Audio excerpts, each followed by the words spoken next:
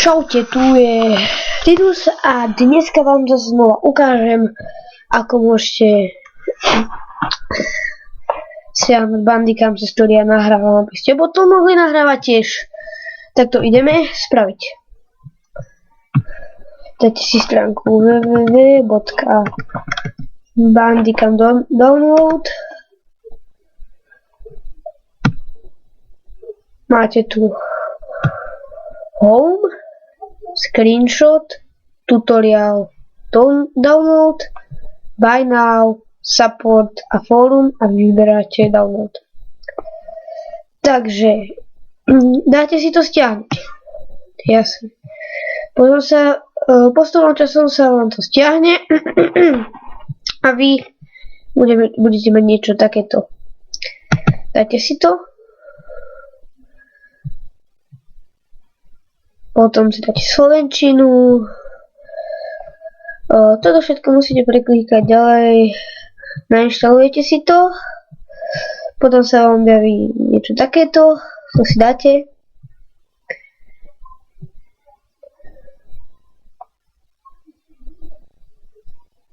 A teraz už vidíte ten Bandicam, ktorý tu ja mám. Tuto je výška hlasu, takže keď nič nerozprávam, tam nevidíte nič. Tuto.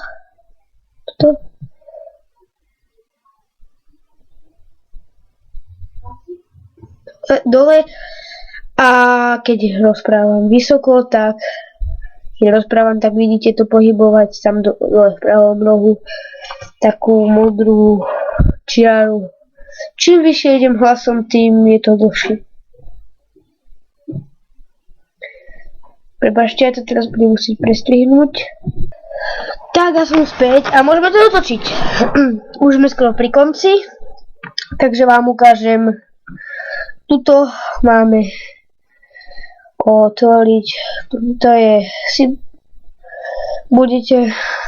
to vám vysvetlím na budúce, takže už ste to hádam všetko pochopili. Pokiaľ ste to nepochopili, tak to vysvetlím.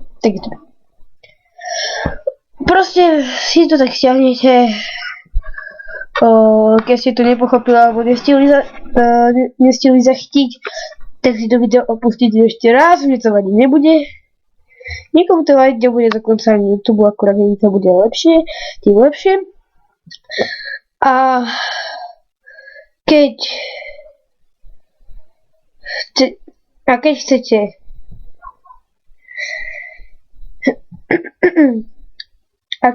takže keď sa vám video páčilo, dajte like. Keď sa vám video nepáčilo, dajte dislike.